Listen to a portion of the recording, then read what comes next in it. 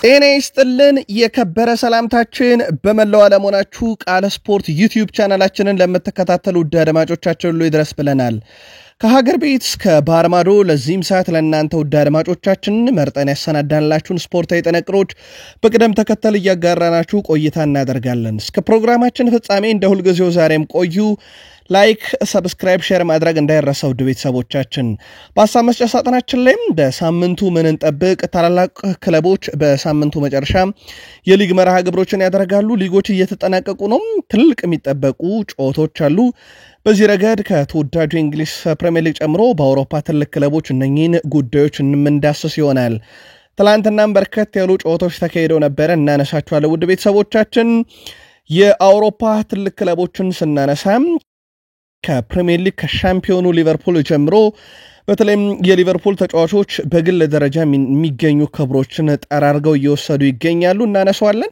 የአርኖልድ ወደ ሪያል ማድሪድ ዝውውርን በተመለከተ ሌጀንዶች ያነሷቸው ሀሳቦች፣ በሶስት ጨዋታ የሚወሰነው የሳላህ አዲስ ክብረ ወሰንን ጉዳይ በተመለከተና ሊቨርፑል ቤት ተጨማሪ ቡድን ዜና ይዘናል።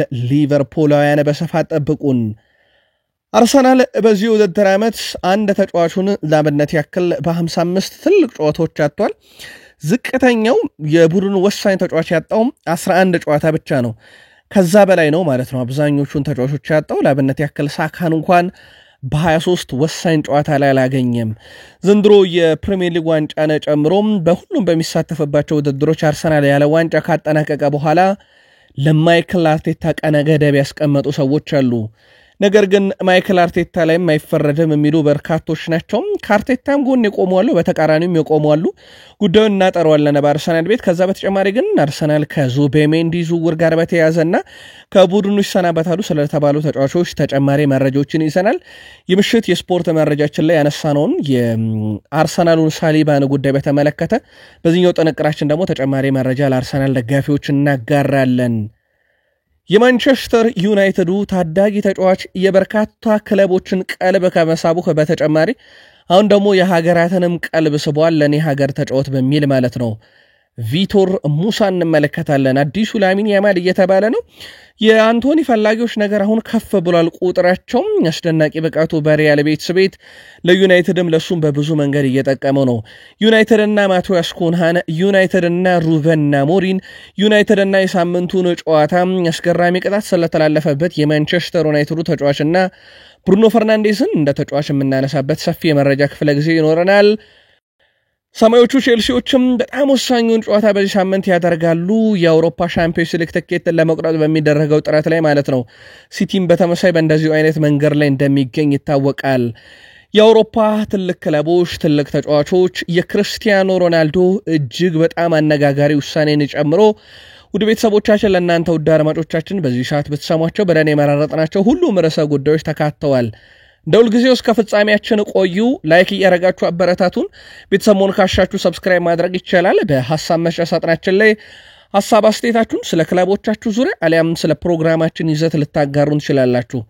ሰናይ ቆይታ ተመኘንላችሁ። ሀገራዊ ጉዳይ አስቀድመን ግን እንጀምር።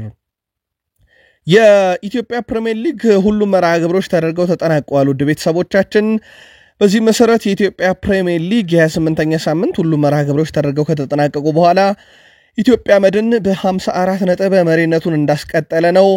ባህር ዳር ከተማ በ46 ነጥብ ሁለተኛ፣ ኢትዮጵያ ቡና በ45 ነጥብ ሶስተኛ፣ ወላይታ ዲቻ በ41 ነጥብ አራተኛ፣ መቻለ በ40 ነጥብ አምስተኛ፣ ቅዱስ ጊዮርጊስ በግብ ክፍያ ተበልጦ በተመሳይ 40 ነጥብ ስድስተኛ፣ ሀዲያ ሆሳዕና በ37 ነጥብ ሰባተኛ፣ ኢትዮጵያ ንግድ ባንክ በ37 ነጥብ ስምንተኛ፣ ሲዳማ ቡና በተመሳይ 37 ነጥብ በግብ ክፍያ ተበልጦ ዘጠነኛ፣ ፋሲል ከነማ በ35 ነጥብ 10ኛ ደረጃ ሲገኙ አርባ ምንጭ ከተማ በ35 ነጥብ 11ኛ በተመሳይ በግብ ክፍያ አንሶ ተቀምጧል።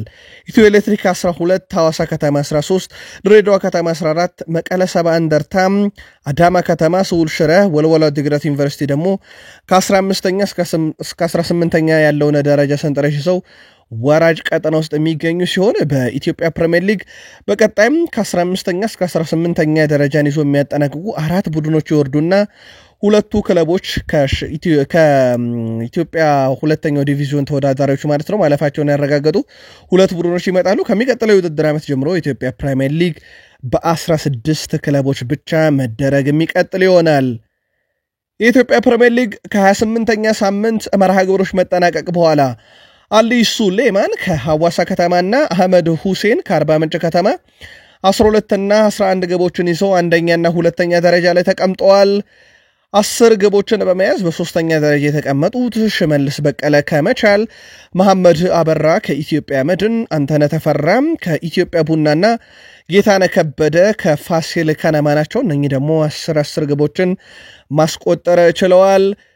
የኢትዮጵያ ፕሪሚየር ሊግ ከግንቦት 3 ወይም ከፊታችን እሁድ ጀምሮ ማለት ነው በ29ኛ ሳምንት እንደዚሁ መካሄድ ይቀጥላል።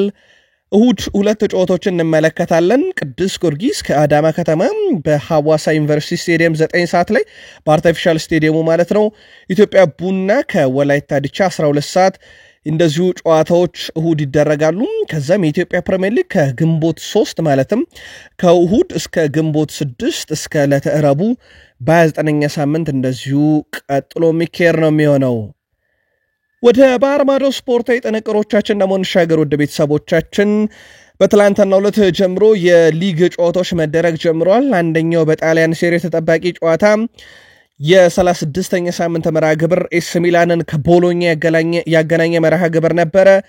ኤስ ሚላን ጨዋታውን 3-1 በሆነ ውጤት ድል ማድረግ ችሏል። ኤስ ሚላንን የማሸነፊያ ግቦች ሄሜኔዝ 2 እና ክርስቲያን ፖሊሲች አንዷን ግብ ማስቆጠር ሲችሉ ኦርሴ ሊዮን ለቦሎኛ ብቸኛዋን ግብ ከመረብ ማዋሃድ ችሏል። ቦሎኛ 62 ነጥብ ይዘው 7ኛ ደረጃ ላይ ሲገኙ ኤስ ሚላኖች አሁን 7ኛ ከሚገኘው ቦሎኛ በ2 ነጥብ ብቻ አንሰው በ60 ነጥብ 8ኛ ደረጃ ላይ መቀመጥ ችለዋል። ቀጣይ ውድድር ዓመት የአውሮፓን ትኬት ቆርጦ ለማጠናቀቅ ኤስ ሚላንም በብዙ መንገድ እየታገለ ይገኛል። ቀጣይ ሳምንት ደግሞ ኤስ ሚላን እጅግ በጣም ወሳኝ ጨዋታ ያደርጋል በሮም እሁድ ሮማ ከኤስ ሚላን እንደዚሁ ፊዮረንቲና ከቦሎኛ የሚደረጉ ጨዋታዎች ደግሞ በጣሊያን ሴሪ ቀጣይ ሳምንት የሚጠበቁ መርሃ ግብሮች ናቸው። ከጨዋታው መጠናቀቅ በኋላ በጨዋታው ላይ አስደናቂ ብቃቱን ያስመለከተው ክርስቲያን ፖሊሲች የጨዋታው ኮከብ ተብሎ እንደዚሁ መመረጥ ችሏል። ክርስቲያን ፖሊሲች በኤስ ሚላን በሁሉም ውድድሮች 27ኛ የግብ አስተዋጽኦ ነው የትላንትናውን ጨምሮ ማለት ነው።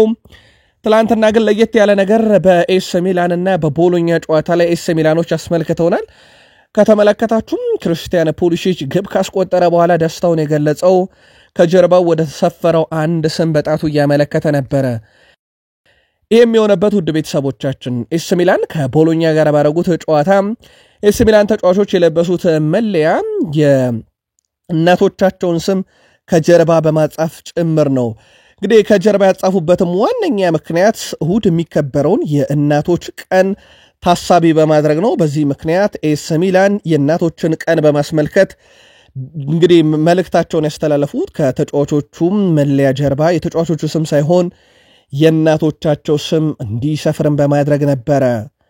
የጣሊያን ሴሪ ዛሬም ቀጥሎ ይካሄዳሉ። ቤተሰቦቻችን ኮሞ ከካግላሪ፣ ላዚዮ ከዩቬንቱስ፣ ኢምፖሊ ከፓርማ በሚያደርጉ ጨዋታዎችም የጣሊያን ሴሪ ይቀጥላል። የጣሊያን ሴሪ ዘንድሮ በጣም አጓጊ ነው። በናፖሊና በኢንተር ሚላን መካከል የሚደረገው የስኩዴቶን ክብር ለመቀናጀት የሚደረገው ትንቅንቅ አሁንም እንደቀጠለ ነው። ናፖሊ ሴሪኤውን አሁንም በ3 ነጥብ ልዩነት እየመራ ይገኛል።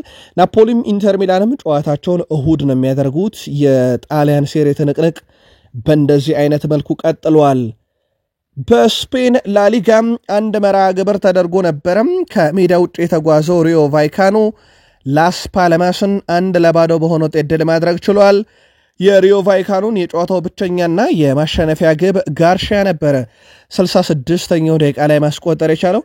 እጅግ በጣም ወሳኙን ነጥብ ነው ከዚህ ሜዳ ላይ ሪዮ ቫይካኖች ማግኘት የቻሉት።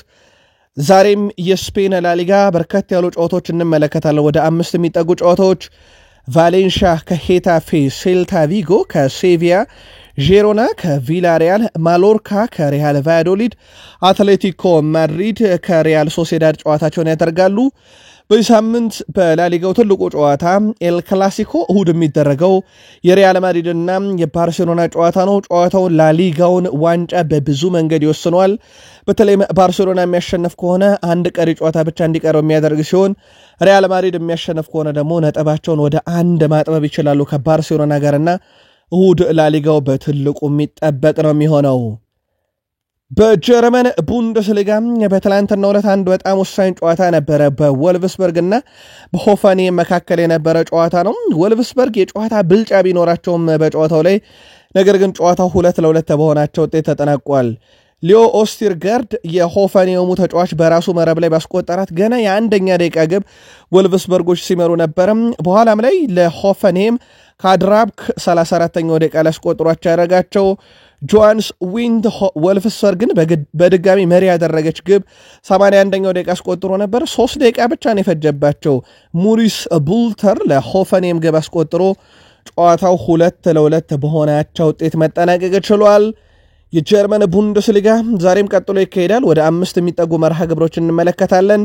ወርደር ብሬመን ከአርቢ ሌይፕዚግ፣ ዩኒየን በርሊን ከሄደንሄም፣ ቦከም ከሜንዝ፣ ሆልስቲን ኪል ከፍራይቡርግ ሲጫወቱ የ2024-25 የውድድር ዓመት የቡንደስሊጋ ሻምፒዮን ባየር ሙኒክ በአሊያንዝ አሬና ከቦሩሲያ ሞንቹግላድባ ጋር እንደዚሁ ዛሬ መርሃ ግብራቸውን የሚያደርጉ ይሆናል።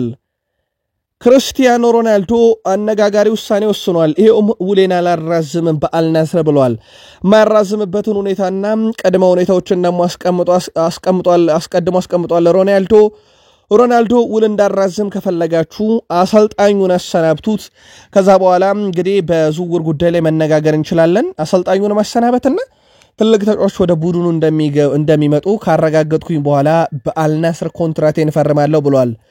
በዚህ ምክንያት ስቴፋኖ ፓውሊ በውድድር ዓመቱ መጨረሻም ከአልናስር ጋር ሊለያዩ የሚችሉበት ሰፊ ድል እንዳለም እየተዘገበ ይገኛል። የሮናልዶ ታዲያ ቁጥር 1 ምርጫ ካርሎ አንቸሎቲ ካርሊቶ ናቸው ተብሏል። የአልናስር አሰልጣኝ እንዲሆኑ ይፈልጋል የተባለው ክርስቲያኖ ሮናልዶ እሳቸውን፣ ነገር ግን አሰልጣኙ ወደ ብራዚል ብሔራዊ ቡድን ለማምራት በቃል ደረጃ ከስምምነት ደርሷል። በቅርቡም እንደውም የብራዚል ብሔራዊ ቡድን አሰልጣኝነታቸው ይፋ ይደረጋል ተብሎ ይጠበቃል። ከኤል ክላሲኮ በኋላ የሳቸው ስንብትና የዣቪ አሎንሶ የሪያል ማድሪድ አሰልጣኝነት ይፋ ይደረጋል ተብሎ ይጠበቃል። ግን ሮናልዶ እንደ ቅድመ መስፈርት ካስቀመጣቸው ነገሮች አሰልጣኙን ማሰናበት፣ አዲስ ተጫዋቾች መግዛት፣ እንደ አማራጭ ደግሞ ካርሊቶን አሰልጣኝ ማድረግ ነው ተብሏል። ቶኒ ክሩስ ትላንት ከአንድ ሚዲያ ጋር ቆይታ አድርጎ ነበርም። ይህን ቆይታውን ማርካና ፋብሪዚዮ ሮማኖ በፊት ገጾቻቸው ላይ ይዘውት ወጥቷል። ካነሳቸው በርካታ ነጥቦች ውስጥ አንደኛው የባርሴሎናውን ተጫዋች ላሚን ያማልን በተመለከተ ነው። እሱ ድሪብል ሲያደርግ በጣም የተለየ ተጫዋች ነው። በተለይም በእግር ኳስ ውስጥ እንደዚህ አይነት የድሪብል ችሎታ ያላቸው ተጫዋች መቆጣጠር በጣም አስቸጋሪ ነው። ወዴት እንደሚሮጡ ኳሱን ለማን እንደሚያቀብሉት አይታወቅም። የላሚን ያማል ግን ለየት የሚያደርገው ነገር ድሪብል ካደረገና ኳስን ካቀበለ በኋላ እንደገና ለቀጣይ ኳስ ራሱን የሚያዘጋጅበት መንገድ በጣም የተለየ ነው ብለዋል። ኳሶችን ከቡድን አጋሮቹ ለመቀበል ራሱን ነፃ የሚያደርግበት፣ ድሪብል የሚያደርግበት፣ የሚሮጥበት፣ ስፔሶችን የሚፈጥርበት መንገድ በጣም የተለየ ነው ብሎ የባርሴሎናውን ተጫዋች የቀድሞ ሪያል ማድሪድ ኮከብ ቶኒ ክሮስ አወድሶታል። ቶኒ ክሮስ በዚህ ሳምንት የነበረው የኢንተር ሚላን እና የባርሴሎናን ጨዋታን መከታተሉን ገልጾ 3-3 የሆኑበት አጋጣሚ እጅግ በጣም የተደሰትኩበት ነበረ። በተለይም በመጨረሻ ደቂቃ ኢንተር ሚላን ግብ ሲያስቆጠር ደስታን መቆጣጠር አልቻልኩም ነበር ብሏል። ያው የሪያል ማድሪድ ተጫዋች እንደመሆኑ መጠን ከባርሴሎና በተቃራኒ ቆማል ተብሎ ይጠበቃል። ምንም ጥርጥር የለውም። ሪያል ማድሪድ በ2015-16 በኋላ 6 የአውሮፓ ሻምፒዮንስ ሊግ ዋንጫዎችን ሲያነሳ ከዛ በኋላ ባርሴሎና ለፍጻሜ እንኳን መድረስ አልቻሉም። እጅግ በጣም አስቸጋሪ ጉዞ ላይ ነው የሚገኙት። ዘንድሮ በጣም የተሻለው ቡድን ነበረ ባርሴሎና፣ ግን በብዙ አወዛጋቢና አጨቃጫቂ ምክንያቶች ከውድድሩ መሰናበቱ ይታወቃል። በዚህ ምክንያት ቶኒ ክሮስ 3-3 ሲሆኑ ደስታዬን በብዙ መንገድ ነበር የገለጥኩት ብሏል። አሌሃንድሮ ባልዴ ወደ ልምምድ ቢመለስም በኤል ክላሲኮ ጨዋታ ግን በቋሚነት እንደማይጀምር ፋብሪዚዮ ሮማኖ የሞንዶ ዲፖርቲቮን ዘገባ ዋቢ አድርጎ ገልጿል። አሌሃንድሮ ባልዴ ከሰሞኑ ከጉዳት አገግሞ ለጨዋታው እንደሚደርስ ይዘገብ ነበረ። አሁን በአሰልጣኝ ሃንሲ ፍሊክ በኩል ከውሳኔ የደረሱበት ነገር ተጫዋቹ ለጨዋታው ብቁ ቢሆንም ነገር ግን በቋሚነት ከመጀመር ይልቅ ከተጠባባቂ ይጀምራል የተባለው ጥቂት ሳምንታት አልፈዋል። እንግዲህ ተጫዋቹ በጉዳት ምክንያት በርካታ ጨዋታዎች ካመለጡት የዚህ ሳምንት የአውሮፓ ሻምፒዮንስ ሊግ ጨዋታዎችን ማመልጠውት ነበረ። በተቃራኒው ግን በሮቤርት ሌዋንዶስኪ በኩል በጨዋታው 100% ዝግጁ ነው ተብሏል። የሃንሲ ፍሊክ እና የካርሎ አንቸሎቲ በኤል ክላሲኮ ጨዋታ ዙሪያ የሚሰጡትን ጋዜጣዊ መግለጫ ደግሞ በቀጣይ የስፖርት የመረጃ ክፍለ ጊዜ ላይ እንደዚሁ አካተነላችሁ ምን መጣ ይሆናል። ሊጎች እየተጠናቀቁ ነው ውድ ቤተሰቦቻችን። በዚህ መሰረት አሸናፊዎችን በዚህ ወር ነው የምንለየው። ያው አጠቃላይ ውድድሮች በሜይ ወር መጨረሻ ጀምሮ ይጠናቀቃሉ። ግዙፍ ውድድሮች በሜይ ወር እስከዚህ ሰዓት የአውሮፓ ሻምፒዮንስ ሊግ ትኬትን መቁረጥ ያረጋገጡ በርከት ያሉ ክለቦች አሉ። ያው ዘንድሮ ፕሪሚየር ሊጉ 6 የአውሮፓ ሻምፒዮንስ ሊግ ተሳታፊ ክለቦችን እንደሚያሳትፍ ከተረጋገጠ በኋላ እስካሁን ሊቨርፑል ነው ከፕሪሚየር ሊግ ክለቦች 100% የአውሮፓ ሻምፒዮንስ ሊግ ትኬትን የቆረጠ። ከላሊጋ ባርሴሎና እና ሪያል ማድሪድ መቁረጣቸውን አረጋግጠዋል ትኬቱን። በጣሊያን ሴሪኤ ናፖሊና ኢንተር ሚላን ትኬቱን ቆርጠዋል። በጀርመን ቡንደስሊጋ ባየር ሙንችን እና እንደዚሁም ሊቨርፑልን፣ በፍራንስ ሊግ ፓሪስ ሰን ዠርሜን እንደዚሁም የቼክ ሪፐብሊኩ ክለብ ስፖርቲንግ ብራጋ በዚህ ረገድ የአውሮፓ ሻምፒዮንስ ሊግ ትኬትን መቁረጣቸውን አረጋግጠዋል። በሊጋቸው ይዘውት ባሉት ነጥብና ከተከታዮቻቸው ባላቸው ርቀት እንደዚሁም ሻምፒዮን የሆኑም ክለቦች ስላሉ በእንደዚህ አይነት መልኩ ተረጋግጧል። ፕሪሚየር ሊጉ 6ኛውን ክለብ የሚያሳትፈው የኤሮፕ ሊግ አሸናፊውንም እንደሆነ ይታወቃል። ሉዊስ ኤንሪኬ ከረጅም ጊዜ ጥበቃ በኋላ የሻምፒዮንስ ሊግ ዋንጫን ማሸነፍ የሚገባው ቡድን ካለ አትጠራጠሩ ፓሪስ ሰን ዠርሜን ነው ብለዋል። ከፊታቸው ግን የቆመው ቡድን የሻምፒዮንስ ሊግ ዋንጫን የማንሳት ልምድ ያለው ያውም የጣሊያን ክለብ ነው። አንድ ግብ አስቆጥሮ ጨዋታን መጨረስ የሚችል ግን የጣሊያን ክለቦች እንደዚህ አይነት የመከላከል ጥበባቸው ከቅርብ ጊዜ ወዲህ ርቋቸዋል። በኢንተር ሚላንና በባርሴሎና መካከል ራሱም ኢንተር ሚላን 6 ግቦችን ማስተናገዱ ያልተለመደ ሲባል እንደነበረ ይታወቃል። የፍራንስ ሊግ አሸናፊ፣ የፍራንስ ካፕ የፍጻሜ ተፋላሚ፣ የሻምፒዮንስ ሊግ ፍጻሜ ተፋላሚ ሉዊስ ኤንሪኬ የቀሩትን 2 ዋንጫዎች የሚያሳካም ከሆነ የሶስትዮሽ ዋንጫን ለሁለተኛ ጊዜ በማሳካት የፔፕ ጋርዲዮላን ሪካርድ ይጋራል። 2014-15 ባርሴሎና ለመጨረሻ ጊዜ ሻምፒዮንስ ሊግ ባነሳበት ዋንጫ እሳቸው የቡድኑ አሰልጣኝ ሆነው ትሪፕልን ማሳካታቸው ይታወሳል። አሁን ደግሞ ከፓሪስ ሰን ዠርሜን ጋር ከጫፍ ደርሷል። ጋርዲዮላ ከባርሴሎናና ከሲቲ ጋር ይሄን ሪካርድ እንደወሰዱ ይታወቃል። የ2026ቱ የዓለም ዋንጫ የጨዋታ መግቢያ ትኬት በአማካኝ $305 እየተሸጠ ይገኛል።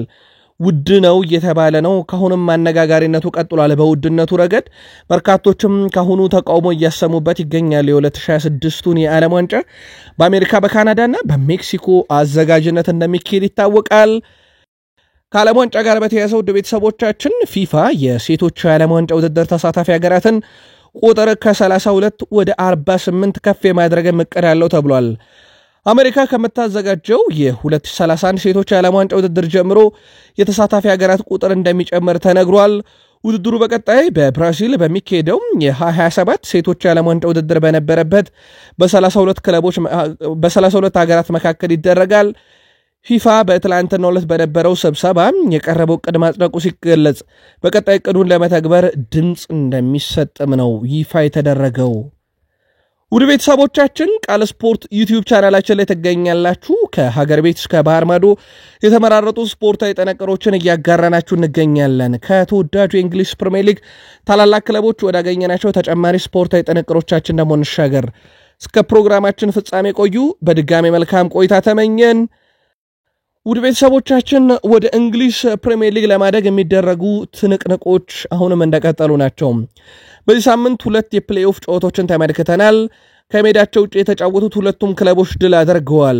በፕሌይኦፍ ወደ ፕሪሚየር ሊጉ ለመግባት በሚደረገው ጥረት ሰንደርላንድ ኮቨንትሪ ሲቲን 2-1 ሲያሸንፉ፣ ሼፊልድ ዩናይትድ ደግሞ ብሪስቶል ሲቲን 3-0 አሸንፈዋል። የመልስ ጨዋታ አላቸው ሜዳ ተቀያይረው። ነገር ግን አሁን ባለው ሂደት ከሜዳቸው ውጭ የተፋለሙት ሼፊልድ እና ሰንደርላንድ እርስ በርሳቸው ተፋልመው ወደ ፕሪሚየር ሊግ የመምጣት እድላቸው ከፍተኛ ነው እየተባለ ይገኛል። አስቀድመው ሊድስ ዩናይትድ እና በርንሌ ወደ ፕሪሚየር ሊጉ ማደጋቸውን ያረጋገጡ ክለቦች ናቸው። ቶትናም ሆትስፐርስ በኩል በምናልባትም አንጌል ፖስቴኮግሉ የሚሰናበተው ከሆነ የእሳቸው ተተኪ እንዲሆኑ በርካታ አማራጮች ከሰሞኑ ስማቸው ሲነሳ ነበረ። አሁን ደግሞ የማርሴዮ አሰልጣኝ በቀጣይ ክረምት ክለቡን ይለቃሉ ተብሎ ይጠበቃል። ሮቤርቶ ዲ ዘርቢ አንጌል ፖስቴኮግሉ ክለቡን የሚለቁ ከሆነ በእጩነት መያዛቸውን ቶክ ስፖርት አስነብቧል። ፖስቴኮግሉ ቡድናቸውን ለፍጻሜ ማድረሳቸው ይታወቃል። በኤሮፕ ሊጉ እሳቸው ሁለተኛ ዓመቴ ከዋንጫ መገናኝበት ነው ባሉት መሰረት ለዋንጫ ለፍጻሜ ጨዋታ ደርሰዋል። ከፊታቸው ግን የቆመው ህልውናውን በዩሮፓ ሊግ የሚያስጠብቀው ማንቸስተር ዩናይትድ ከፊታቸው እንዳለ ይታወቃል። ምናልባት ዩሮፓ ሊጉን ቢያሸንፉም ከዳኒ ሌቪ ጋር እንግዲህ በገቡበት የውጤት ቀውስ ችግር ምክንያት ከክለቡ ሊሰናበቱ ይችላሉ። ምናልባት ተተኪ እንዲሆኑ ሮቤርቶ ዲ ዘርቢን በእጩነት ተይዘዋል። ፕሪሚየር ሊጉ ሊጠናቀቅ የ3 ጨዋታ ዕድሜ ብቻ ቀርቶታል። ውድ ቤተሰቦቻችን በዚህ ሲዝን በፕሪሚየር ሊጉ ብዙ ክሊንሺት በማስመዝገብ ሴልስ የኖቲንግሃም ፎረስቱን ግብ ጠባቂ የሚስተካከል የለም። ምናልባትም ከ2003-4 በኋላ ለመጀመሪያ ጊዜ በተለምዶ ቢግ ሲክስ ከምንላቸው ክለቦች ውጭ ያለ ግብ ጠባቂ የወርቅ ጓንቱን ሊያሸንፍ ከጫፍ የደረሰበት ሲዝን ላይ እንገኛለን። የአርሰናሉ ዴቪድ ሪያ ሁለተኛ ነው በ12 ክሊንሺት። ሄንደርሰን እና ፒክፎርድ 10-10 ያላቸው፣ ዋሊሰን እና ኦናና 9-9 ያላቸው። ከዚህ አንጻር ከተመለከትነው የቀሩት 3 ጨዋታዎች ናቸውና ያው ከራያና ከሴልስ ያልፋል ተብሎ አይጠበቅም። ሄንደርሰን እና ፒክፎርድ ቢጋሩት እንጂ ሴልስን ማለፍ አይችሉም። ውድ ቤተሰቦቻችን ዛሬ በተወዳጁ የእንግሊዝ ፕሪሚየር ሊግ የፕሪሚየር ሊጉ 3ኛው ክለብ ማንቸስተር ሲቲ ወደ ሴንት ሜሪ አቅንቶ ከሳውዛምፕተን ጋር በጣም ወሳኝ ጨዋታ ያደርጋል። ይህ ጨዋታም የሲቲ ህልውና ነው። የአውሮፓ ሻምፒዮንስ ሊግ ትኬትን ቆርጦ ለማጠናቀቅ በሚደረገው ጥረት ማለት ነው። ባለሜዳውን ሳውዛምፕተንን እናስቀድም። ሳውዛምፕተን ካለፉት 5 ጨዋታ ድል የሚባል ነገር ያልተመለከተ ክለብ ነው። አንዳቻ ብቻ አለ ከዌስትሃም ዩናይትድ ጋር 1-1 ያጠናቀቀው ጨዋታ። ከዛ ውጪ በሌስተር፣ በፉልሃም፣ በአስቶን ቪላ እና በቶትናም ሽንፈት ቀምሷል። ተጋጣሚውን ቡድን ማንቸስተር ሲቲን ከተመለከትን ባለፉት 5 ጨዋታ ሽንፈት የሚባል ነገር ደግሞ በተቃራኒው አልተመለከተም። ከዩናይትድ ጋር 0-0 አቻ ከወጡት ጨዋታ ውጪ ፓላስ፣ ኤቨርተን፣ አስቶን ቪላ እና ወልቭስን ድል ያደረገው የፔፕ ጋርዲዮላ ቡድን ነው። ዛሬ ደግሞ ከሳውዛምፕተን ጋር ጨዋታውን የሚያደርገው። ሁለቱ ክለቦች ለመጨረሻ ጊዜ በተገናኙባቸው 4 ጨዋታዎች እንኳን ብንመለከት ሲቲ 3ቱን ድል ሲያደርግ ሳውዛምፕተን 1 ጊዜ 2-0 በሆነ ውጤት የፔፕ ጋርዲዮላን ማንቸስተር ሲቲ ድል ማድረግ ችሏል። ሁለቱ ክለቦች በርስ በርስ ግንኙነት ያላቸው ሪከርድ ካየን ማንቸስተር ሲቲ 41 ጊዜ ድል ሲያደርግ እንደዚሁም በሳውዛምፕተን በኩል 31 ጊዜ ሲቲን አሸንፎታል። 26 ጊዜ እነኚህ ሁለት ክለቦች ጨዋታቸውን ባቻ ውጤት ነው ማጠናቀቅ የቻሉት።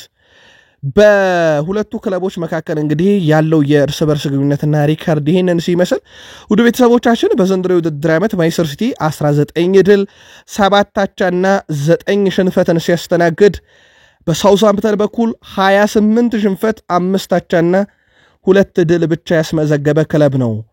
ዛሬ በሴንት ሜሪ ስቴዲየም ማንቸስተር ሲቲ ከሳውዛምፕተን ጨዋታቸውን ሲያደርጉ ሳውዛምፕተን መርሃ ግብር ለማሟላት ሲቲ የአውሮፓ ሻምፒዮንስ ሊግ ትኬትን ለመቁረጥ የሚደረግ ትንቅንቅ ነው።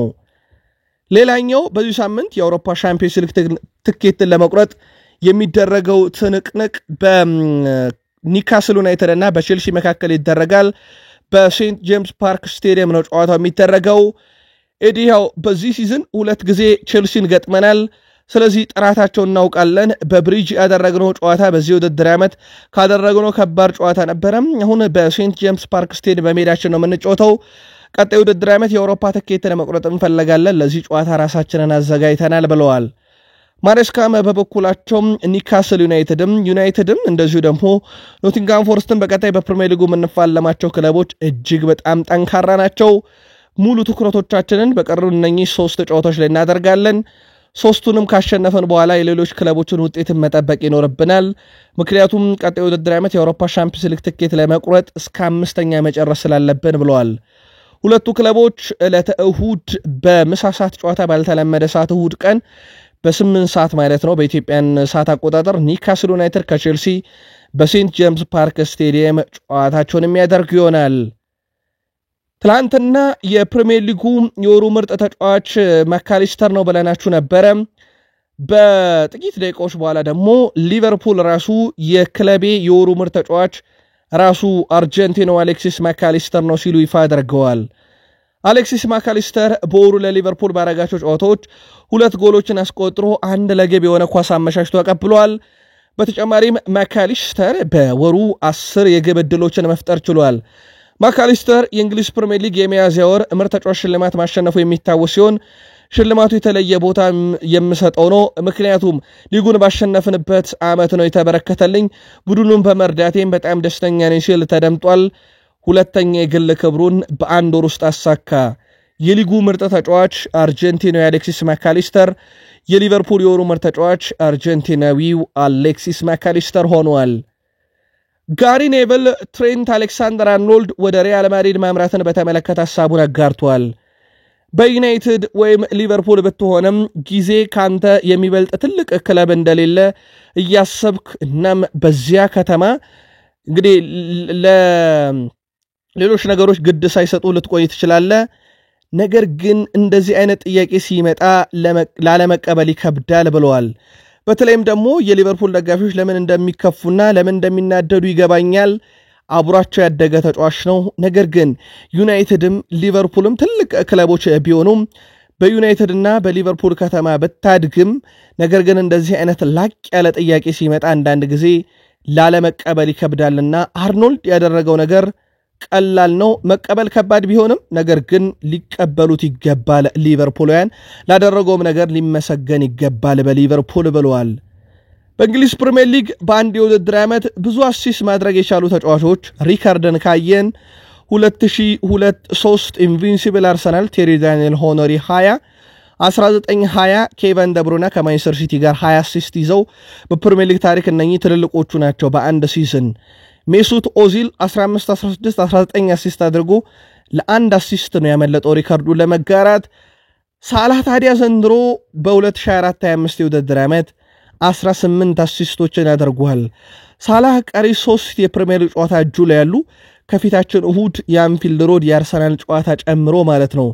በእነኚህ ጨዋታዎች ላይ ሳላህ 2 አሲስት ከኬቨን ደብሩናና ከሄነሪ እኩል ሪካርዱን እንዲጋራ ሲያደርገው 3 አሲስቶች ደግሞ በፕሪሚየር ሊግ ታሪክ በአንድ ሲዝን በርካታ አሲስት ያደረገ ተጫዋች ያደርገዋል ሳላ በዚህ ሲዝን 18 ለጎል የሚሆኑ ኳሶችን ያቀበለበት መንገድ ላይ ታዲያ በቡድን ውስጥ በርካታ ገቦችንም ያስቆጠረበት ዓመት ያደርገዋል በአጠቃላይ በግብ አስተዋጽኦም ከፕሪሚየር ሊግ ተጫዋቾች ከፍ ያለ ነው በአውሮፓ ውስጥም በግብ አስተዋጽኦ ከፍተኛው ነው እሱ ስለዚህ አሁን ባለው የግብ አስተዋጽኦ ደረጃም ከፍተኛው ነው በፕሪሚየር ሊጉም የዘንድሮ ከፍተኛ ግብ አስቆጣሪ እሱ ነው ወደ 28 የሚጠጉ የፕሪሚየር ሊግ ግቦች እንዳሉት ይታወቃል በዚህም ረገድ እንግዲህ የወርቅ ጫማውን አሸናፊ ይሆናል ተብሎ የሚጠበቀው ሳላ ነው በአውሮፓ መድረክ ያው በቪክተር ጊዮኬሬስኪ ይበለጣል ቀጥሎ የምናገኘው ተጫዋች እሱን ነው በአውሮፓ 5 ታላላቅ ሊጎችም 10 ታላላቅ ሊጎችም ከፍተኛ ግብ አስቆጣሪ በመሆን የቀሩት 3 ጨዋታዎች የአሲስቱን ብቻ ሳይሆን የግብ መጠኑንም እንደዚሁ ይጨምርበታል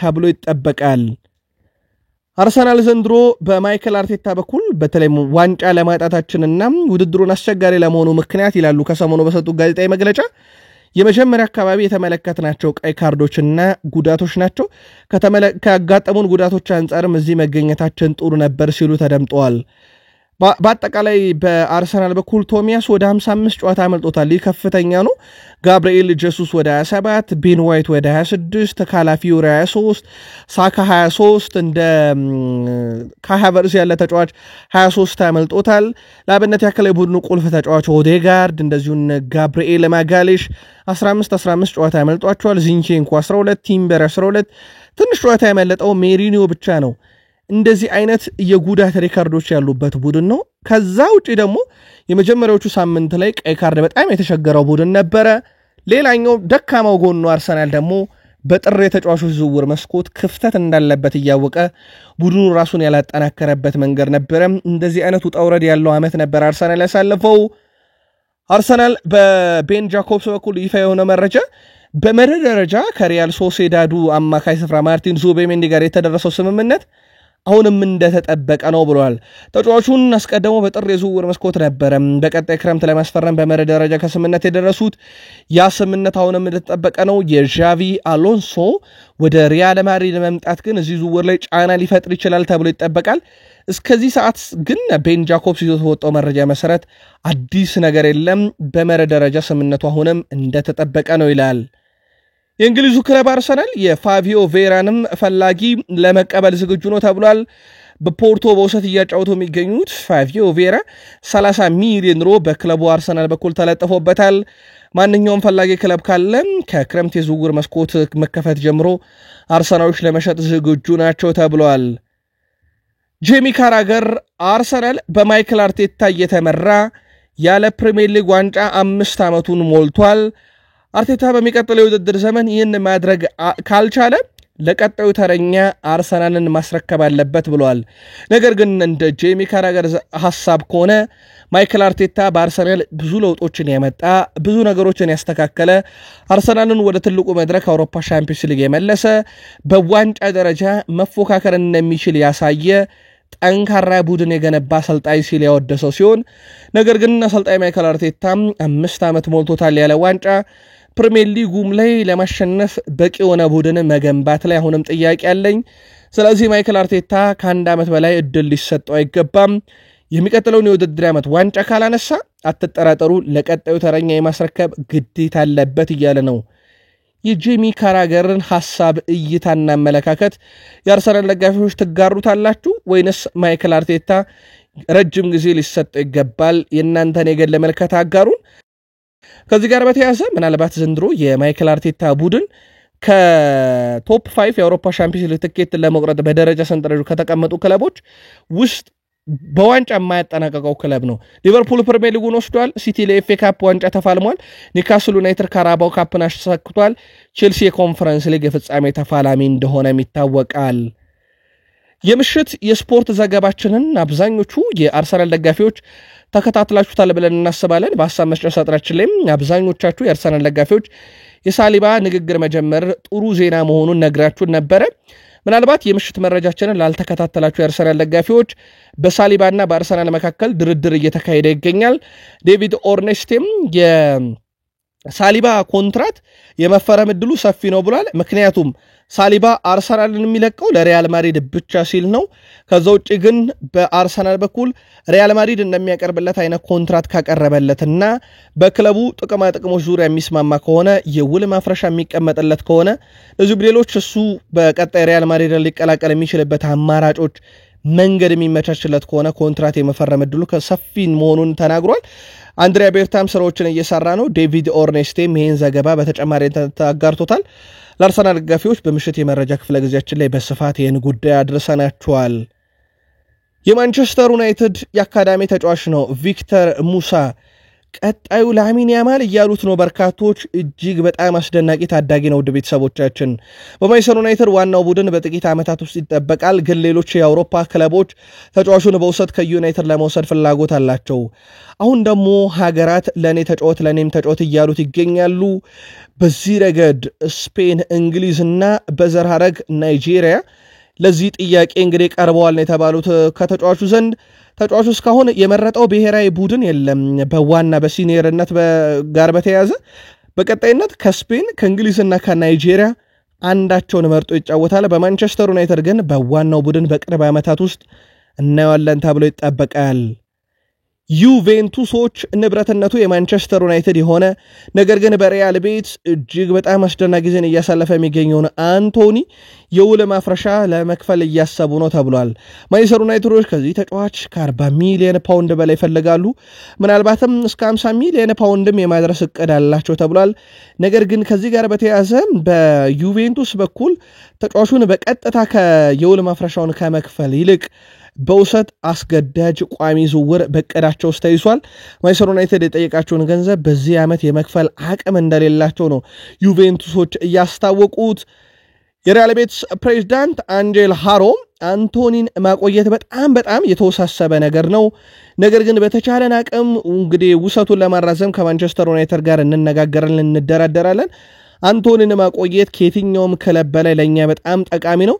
ስለዚህ የቻልነውን ሁሉ እናደርጋለን ብለዋል። ግን ተፎካካሪ በዝቶባቸዋል። ከሰሞኑ የማቲያስ ኩንሃ ስም ከአርሰናል ጋር እየተያዘ ነበረ። አሁን እየወጡ ባሉ መረጃዎች በተለይ ማንቸስተር ኢቭኒንግ ምንም እንኳን የተጫዋቹ ስም ከአርሰናል ጋር ቢያያዝም ተጫዋቹ ግን አሁንም ለማንቸስተር ዩናይትድ የመጫወት ፍላጎቱ ሐሳቡን እንዳይቀየር ያደርገዋል ብለዋል። ለሚታወቀው ማቲያስ ኩንሃ በግሉ ማንቸስተር ዩናይትድ መጫወት ይፈልጋል። በማንቸስተር ዩናይትድ መለያም በኦልድ ትራፎርድ መጫወት ህልሜ ነው ሲል ነበረ ከሰሞኑ።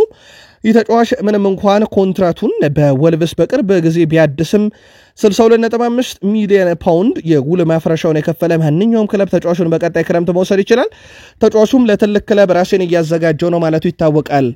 አርሰናል ፍላጎት ቢኖረውም በመርህ ደረጃ ግን ከማንቸስተር ዩናይትድ ጋር የተፈጠረው ስምምነት እስካሁን አለመሰረዙንና ለዩናይትድ የመጫወት ፍላጎቱ በቀጣይ ክረምት ዩናይትድ ተጫዋቹን የማግኘት ሂደቱን ያፋጠነዋል የተባለው።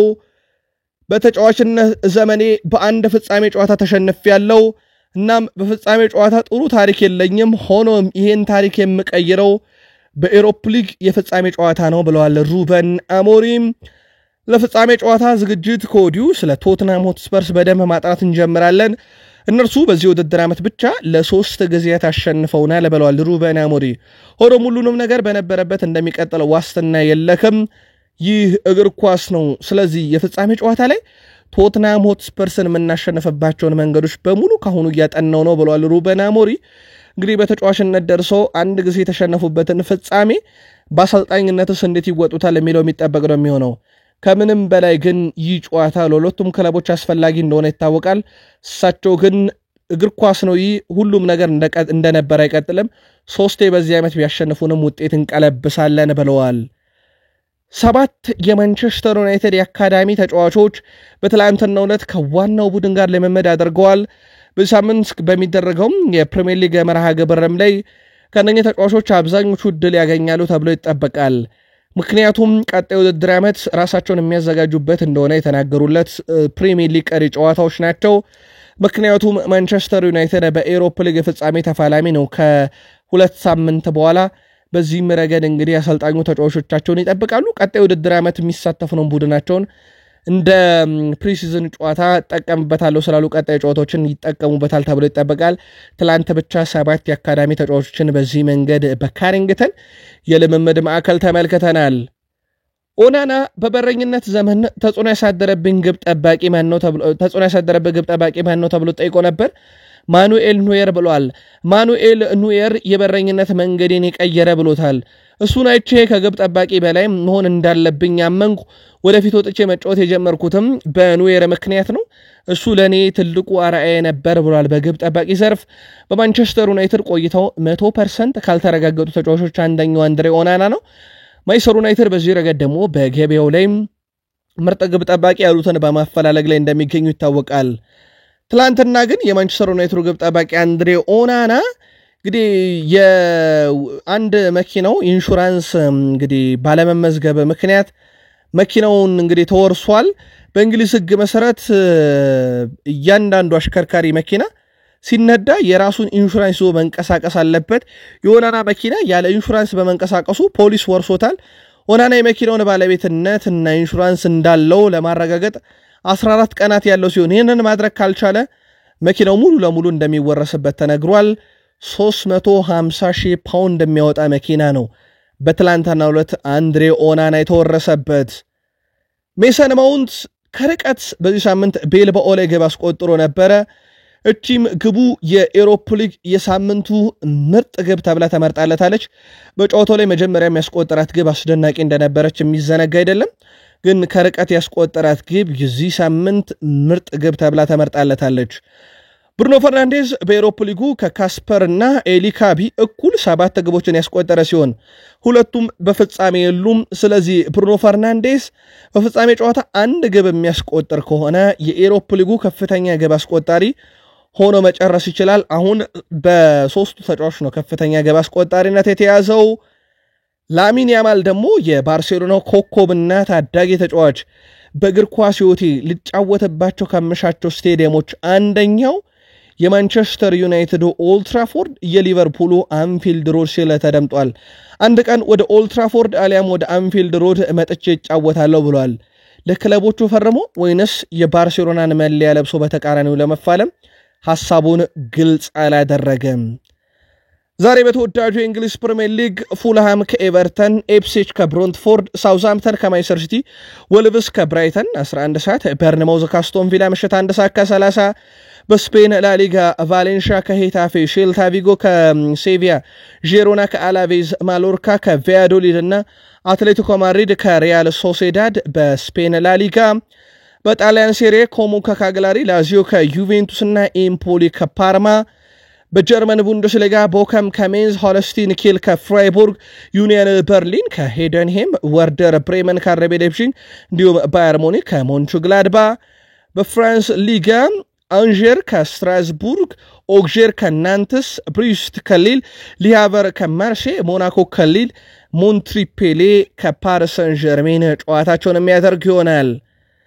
ትላንት በኢትዮጵያ ፕሪሚየር ሊግ ባህር ዳር ከተማ ኢትዮጵያ መድንን 2-1 በሆነ ውጤት ማሸነፍ ሲችል በጀርመን ቡንደስሊጋ ወርደር ብሬመን ከሆፈንሄም 2-2 በስፔን ላሊጋ ላስ ፓልማስ ከሪዮ ቫይካኖ እንደዚሁ ያደረጉት ጨዋታ በሪዮ ቫይካኖ 1-0 አሸናፊነት ሲጠናቀቅ ወልቭስበርግ ከሆፈንሄም 2-2 ያጠናቀቁት ጨዋታ እንደዚሁ በስፔን ላሊጋ የነበሩ የሪዮ ቫይካኖና የላስ ፓልማስ ጨዋታዎችም ተጠቃሽ ነበሩ። ውድ ቤተሰቦቻችን ቃል ስፖርት ዩቲዩብ ቻናላችን ከሀገር ቤት እስከ ባህር ማዶ ለእናንተ ውድ አድማጮች በዚህ ሰዓት ብትሰሙት ብለን ያሰናዳንላችሁ አጫጭር ስፖርታዊ ጥንቅሮቻችን ፍጻሜያቸው እዚህ ጋር ይሆናል። ዛሬ ክለቦቻችሁ ጨዋታ የሚያደርጉ ከሆነ መልካም እድል እንዲገጥማቸው ተመኝተናል። ዕለተ ቅዳሜ ላይ እንገኛለን። ከጥቂት ደቂቃዎች በኋላ ተጨማሪ ስፖርታዊ መረጃዎችን እንደዚሁ አሰባስበን ይዘን እንመለሳለን። ያሁኑን ግን እዚህ ጋር ቋጨን። ሰናይ ቀን